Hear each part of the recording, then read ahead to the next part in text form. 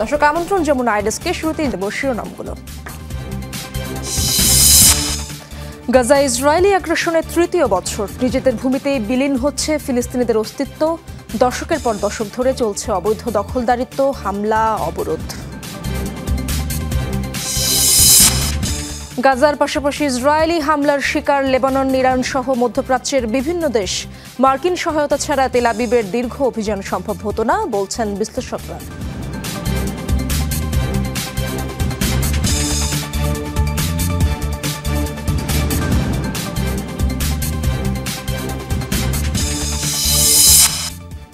এবছর পদার্থবিদ্যায় যৌথভাবে নোবেল পেলেন ৩ বিজ্ঞানী, জন ক্লার্ক, মিচেল ডেভারেট ও জন মার্টিনেস। কোয়ান্টাম মেকানিক্স নিয়ে গবেষণার স্বীকৃতি।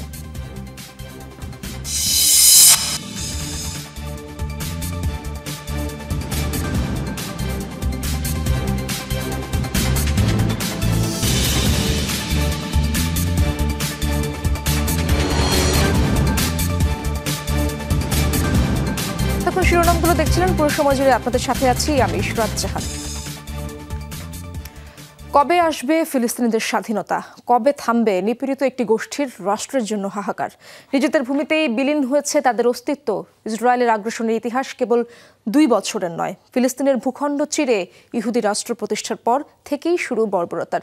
দশকের পর দশক ধরে চলছে অবৈধ দখলদারিত্ব, হামলা, অবরোধ। আর গাজায় চলমান নৃশংসতা ছাড়িয়ে সব মাত্রা। এরপরও কেন এত দর কষাকষি? কিসের এত অস্পষ্টতা? বিশ্ব নেতাদের কাছে উত্তর থাকলেও কেউই যেন সহজ সমাধানের পথে হাঁটতে রাজি নয়।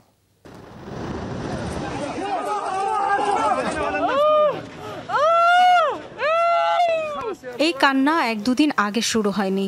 বোমা হামলা, ধ্বংসস্তূপ, দুর্ভিক্ষ, চূড়ান্ত মানবিক বিপর্যয়ের এই মুহূর্তের বীজ বপন হয়েছিল বহুকাল আগে। 100 বছরেরও বেশি সময় আগে বেলফোর ঘোষণার মাধ্যমে ইহুদিদের একটি রাষ্ট্র গড়ে দেওয়ার অঙ্গীকার করেছিল যুক্তরাজ্য। সেই কবেকার কথা, যখন ফিলিস্তিনিদের ভূখণ্ডে আলাদা রাষ্ট্র পেল ইহুদিরা।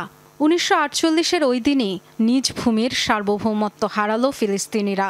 এরপর যুগের পর যুগ কেবলই অধিকার হরণ আর নিপীড়নের করুণ আখ্যান।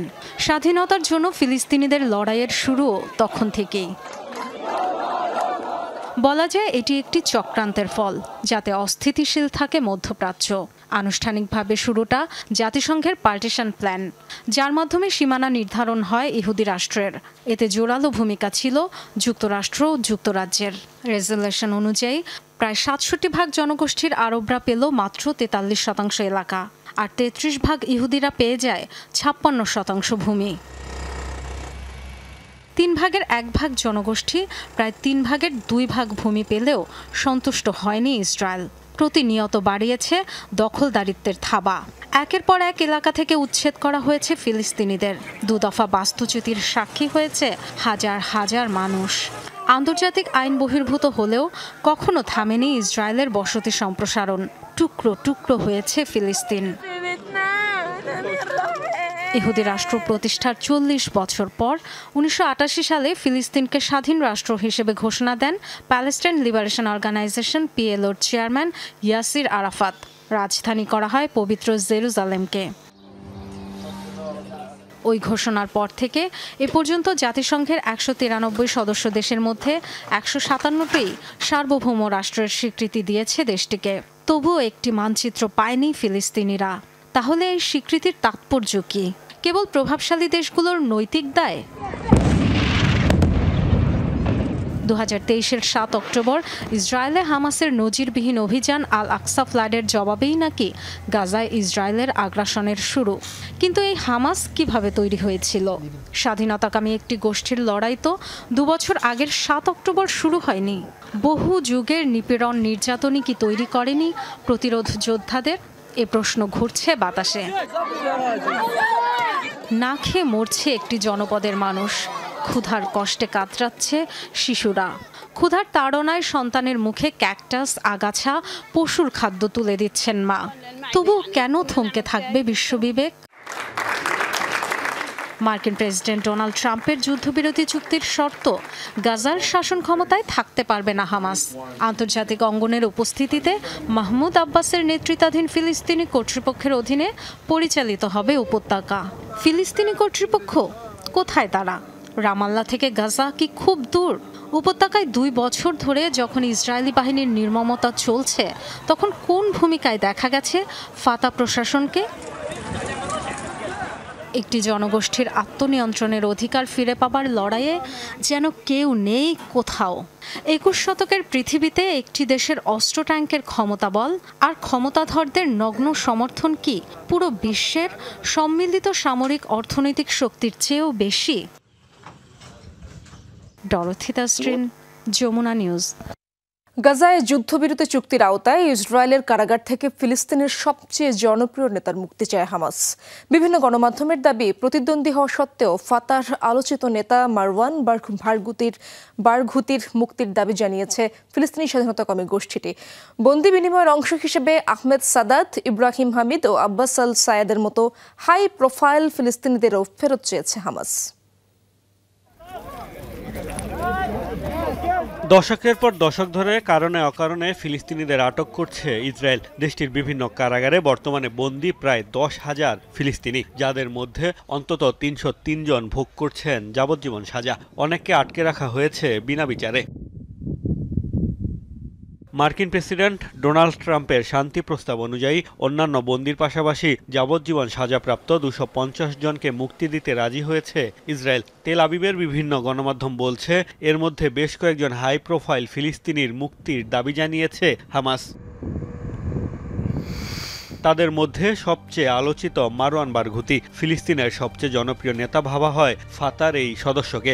ফিলিস্তিনিদের নেলসন ম্যান্ডেলা হিসেবে পরিচিত বারঘুতির উপর রয়েছে 5টি যাবজ্জীবন সাজার খড়ক। 2002 সাল থেকে ইসরায়েলি কারাগারে বন্দী এই নেতাকে ফিলিস্তিনের ভবিষ্যৎ প্রেসিডেন্টও ভাবা হয়।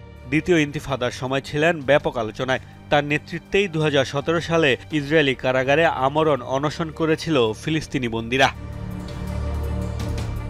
আরেক আলোচিত স্বাধীনতাকামী আহমেদ সাদাতের মুক্তিও চেয়েছে Hamas. Popular front for the liberation of প্যালেস্টাইনের শীর্ষ এই কমান্ডার দীর্ঘদিন বন্দী ছিলেন ফিলিস্তিন কর্তৃপক্ষের কাছে। 2006 সালে পশ্চিম তীরের কারাগারে অভিযান চালিয়ে তাকে আটক করে আইডিএফ। পরে 2008 সালে তাকে 30 বছরের কারাদণ্ড দেয় ইসরায়েলের একটি সামরিক আদালত। তালিকায় আছে হামাসের সশস্ত্র শাখা কাশেম ব্রিগেডের পশ্চিম তীর শাখার কমান্ডার ইব্রাহিম হামাদ। 8 বছর ওয়ান্টেড লিস্টে থাকার পর 2006 সালে আটক হন তিনি। 47টি খুনের দায়ে 54টি যাবজ্জীবন সাজার খড়গ রয়েছে তার ওপর। তুলকারেমের হামাস নেতা আব্বাস আল সায়েদ 2002 সালে একটি আত্মঘাতী হামলায় 30 জনের মৃত্যুর জন্য তাকে দায়ী করে ইসরায়েল। 35টি যাবজ্জীবনের সাজা মাথায় নিয়ে বন্দী তিনি। আল সায়েদের মুক্তিও চেয়েছে হামাস।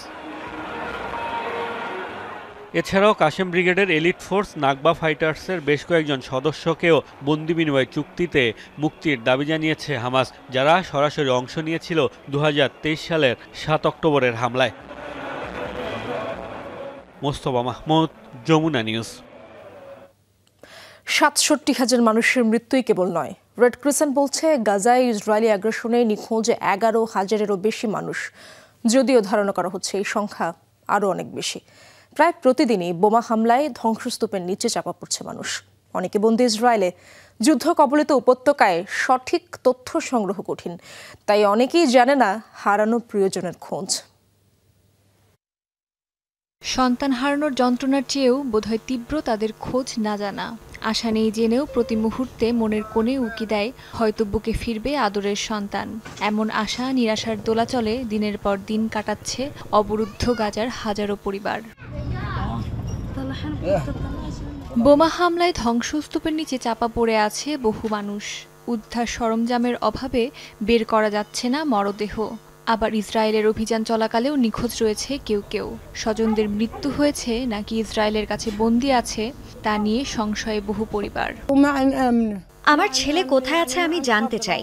যদি তাকে কবরও দেয়া হয় আমাদের সেটা জানানো হোক, সেটাও মেনে নেওয়া সহজ হবে। আমার শুধু মনে হয় সে মরেনি, একদিন বাড়িতে ফিরবে। এই অপেক্ষা সহ্য করা যায় না। আমাদের শুধু বলুন সে কোথায় আছে, সে কি শহীদ, তাকে কি আটক করা হয়েছে? আমরা দিনরাত যন্ত্রণা ভোগ করছি। যেখানে প্রতি মুহূর্তে চলছে বোমা হামলা, আহতদের হাসপাতালে নেয়াই যেখানে দুরূহ, সেখানে ধ্বংসস্তূপ খুঁড়ে নিহতদের বের করা প্রায় অসম্ভব। তবুও মন মানে না স্বজনদের। প্রিয় মানুষকে অন্তত শেষবারের মতো দেখতে যথাযথভাবে কবর দিতে চাই তারা। আমার ছেলে গত 1 বছর ধরে নিখোঁজ। সে যখন গোসল করছিল তখন বাড়িতে বোমা হামলা হয়। আমি এখনো তার মরদেহ খুঁজছি, মাটি খুঁড়ছি। আমার এক মেয়েও নিখোঁজ। একজন মা যখন তার ছেলে মেয়েকে হারিয়ে তাদের কবরও দিতে পারে না, তখন কেমন লাগে? আমি ওদের শেষ বিদায় পর্যন্ত জানাতে পারিনি। সন্তান হারানোর যন্ত্রণা কখনো শেষ হবার নয়। সম্প্রতি রেড ক্রিসেন্টের প্রকাশিত এক প্রতিবেদন বলছে, গাজায় এখন পর্যন্ত 11,000 মানুষ নিখোঁজ থাকার রিপোর্ট করেছে তাদের পরিবার। তবে অনেক ক্ষেত্রেই বোমা হামলায় একসাথে পুরো পরিবারের মৃত্যু হয়েছে। তাদের নিখোঁজ হওয়ার রিপোর্ট করার মতো কেউ বেঁচে নেই। অস্মিতা বিশ্বাস, যমুনা নিউজ। অভ্যন্তরীণ থেকে আন্তর্জাতিক গাজায় আগ্রাসন ঘিরে গেল 2 বছরে নজিরবিহীন চাপের সম্মুখীন হয়েছে ইসরায়েল। বেশ কয়েকবারই সুতোয় ঝুলেছে নেতানিয়াহু সরকার। ভাঙনের মুখ থেকে জোট সরকারে ফিরে এসেছে একাধিকবার। কখনো আবার সামাল দিতে হয়েছে নাগরিকদের তুমুল বিক্ষোভকে, এমনকি হারাতে হয়েছে বহু মিত্র দেশকে।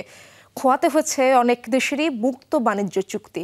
ব্যাপক কূটনৈতিক আর অভ্যন্তরীণ চাপ সত্ত্বেও আগ্রাসন থেকে পিছু হটেনি তেল আবিব। বিক্ষোভের এই দৃশ্য ইসরায়েলের। গাজায় যুদ্ধ বন্ধ আর জিম্মি মুক্তির দাবিতে উত্তাল তেল আবিব। গেল 2 বছরে ইসরায়েলের বুকে এমন দৃশ্যের দেখা মিলেছে হরহামেশাই। গাজায় আগ্রাসন ঘিরে আন্তর্জাতিক চাপ তো ছিলই, সেই সাথে নজিরবিহীন অভ্যন্তরীণ চাপ মোকাবেলা করতে হয়েছে বেনিয়ামিন নেতানিয়াহুকে। তীব্র রাজনৈতিক সংকটে ইসরায়েলি প্রধানমন্ত্রীর গদি নিয়েও টানাটানি হয়েছে বেশ কয়েকবার। শোনা যায় 7 অক্টোবর হামাসের হামলার পরই ক্ষমতা বাঁচাতে ব্যাপক তোড়জোড় শুরু করে দিয়েছিলেন বেনিয়ামিন নেতানিয়াহু। সে সময় বিরোধীদের নিয়ে তড়িঘড়ি ঐক্য সরকার গঠন করেন তিনি।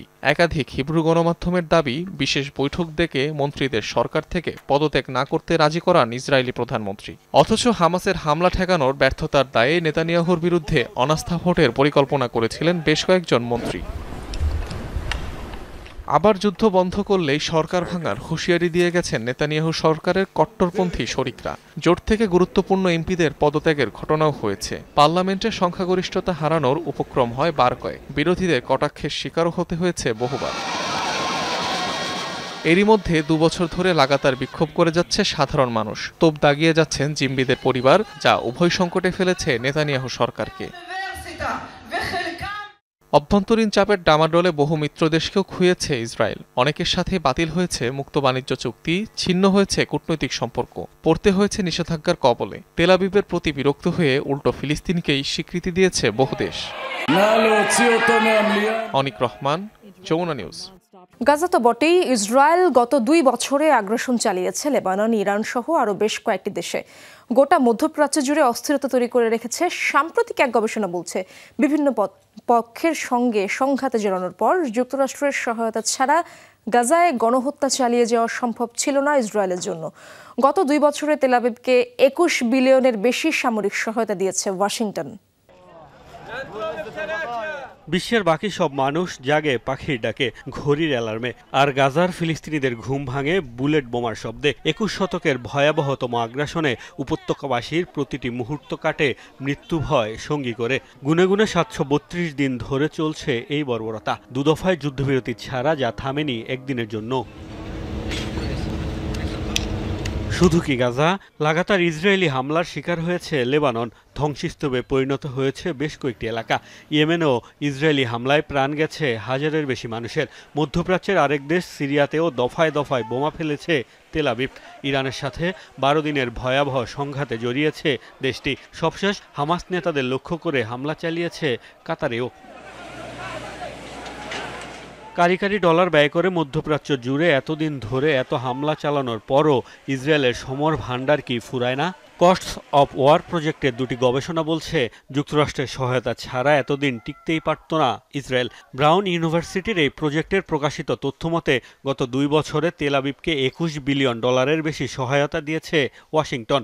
এছাড়া মধ্যপ্রাচ্যের নিরাপত্তা সহায়তা ও সামরিক অভিযানে আরও $10 বিলিয়ন খরচ করেছে দেশটি। ইসরায়েল সৃষ্টির পর থেকেই দেশটিকে কারিগরি অর্থ দিয়ে সহায়তা করে আসছে যুক্তরাষ্ট্র। প্রায় 80 বছরে বদলেছে বিশ্ব রাজনীতির গতিপথ। ক্ষমতার পালাবদলে হোয়াইট হাউসের দায়িত্ব নিয়েছেন বহু প্রেসিডেন্ট। তবে ইসরায়েলের প্রতি যুক্তরাষ্ট্রের অন্ধ সমর্থন কমেনি এতটুকুও। সাবেক প্রেসিডেন্ট জো বাইডেনের সাথে প্রায় সব নীতিতেই ডোনাল্ড ট্রাম্পের মতপার্থক্য থাকলেও ইসরায়েল ইস্যুতে যেন একই মুদ্রার এপিটোপিট। 2023 সালের 7 অক্টোবরের পর প্রথম বছর নেতানিয়াহু প্রশাসনকে $17 বিলিয়ন সহায়তা দিয়েছে বাইডেন প্রশাসন। সেই ধারা অব্যাহত রেখে পরের বছর প্রায় $4 বিলিয়ন দিয়েছেন ট্রাম্প।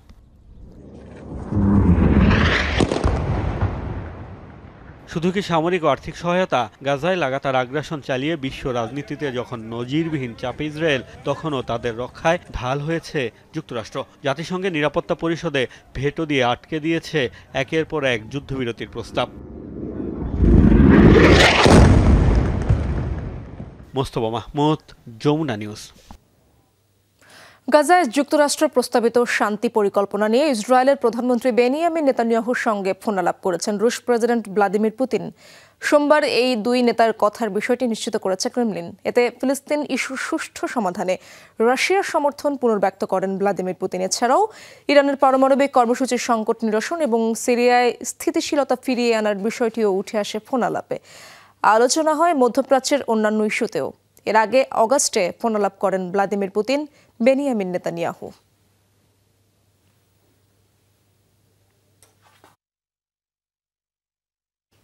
গাজায় যুদ্ধবন্ধের প্রস্তাবিত পরিকল্পনা দ্রুততম সময়ে বাস্তবায়নের জন্য কঠোর পরিশ্রম করছে ট্রাম্প প্রশাসন। নিয়মিত সংবাদ সম্মেলনে এমনটাই জানিয়েছেন হোয়াইট হাউস মুখপাত্র ক্যারোলিন লেভিট। জানান, ইসরায়েলি জিম্মিদের তালিকা এবং সম্ভাব্য মুক্তি পেতে যাওয়া ফিলিস্তিনি রাজনৈতিক বন্দীদের তালিকা পর্যালোচনা করছে Washington. And agree to the 20-point framework that President Trump proposed. আপনারা জানেন সব পক্ষই সংঘাত বন্ধে সম্মত হয়েছে। প্রেসিডেন্ট ট্রাম্প প্রস্তাবিত 20 দফাতেও তারা সমর্থন জানিয়েছে। যত তাড়াতাড়ি সম্ভব লক্ষ্য পূরণে কঠোর পরিশ্রম করছে প্রশাসন। প্রেসিডেন্ট যুদ্ধবিরতি দেখতে চান, একই সাথে সব জিম্মির মুক্তি দেখতে চান। আন্তর্জাতিক মহলের নিষ্ক্রিয়তার সুযোগেই সমুদ ফ্লোটিলার মানবাধিকার কর্মীদের বন্দী করেছে ইসরায়েল, এমন অভিযোগ করেছেন সুইডেনের আলোচিত পরিবেশবিদ গ্রেটা থুনবার্গ। নিজের ইনস্টাগ্রাম পেজে দেয়া পোস্টে তিনি অভিযোগ করেন, ইসরায়েল বেআইনিভাবে আন্তর্জাতিক জলসীমায় আটক করেছে সমুদ ফ্লোটিলার মানবাধিকার কর্মীদের।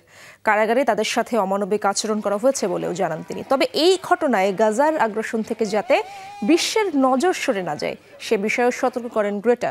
বলেন, মূল ঘটনার কেন্দ্র তারা নন, বরং হাজার হাজার ফিলিস্তিনি বন্দী যারা বিনা বিচারে ইসরায়েলের কারাগারে বন্দী, তাদের কথা মনে করিয়ে দেন তিনি। ইসরায়েলের অবৈধ দখলদারিত্ব ও আগ্রাসনের সমালোচনা করেন গ্রেটা। আরও বলেন, নিপীড়িত ফিলিস্তিনিদের পক্ষে সংহতিই সমুদ ফ্লোটিলার লক্ষ্য।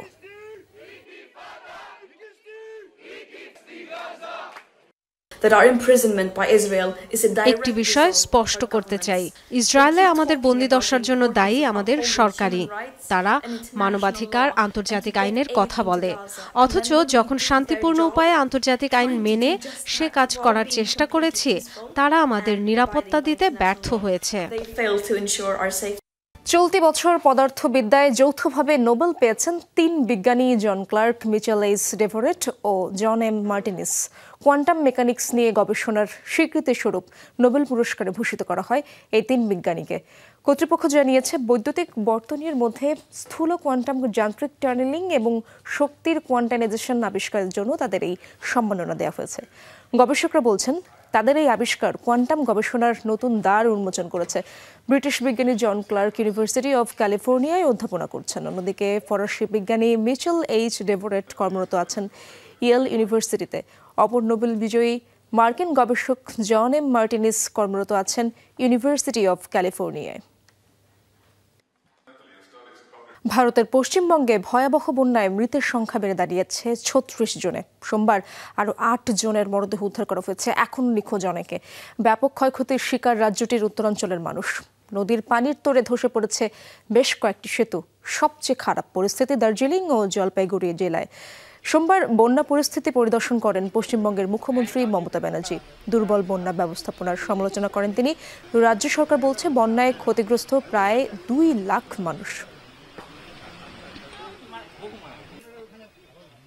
দর্শক, এই ছিল যমুনা আইডেস্কে। এতক্ষণ যারা সঙ্গে ছিলেন সবাইকে ধন্যবাদ।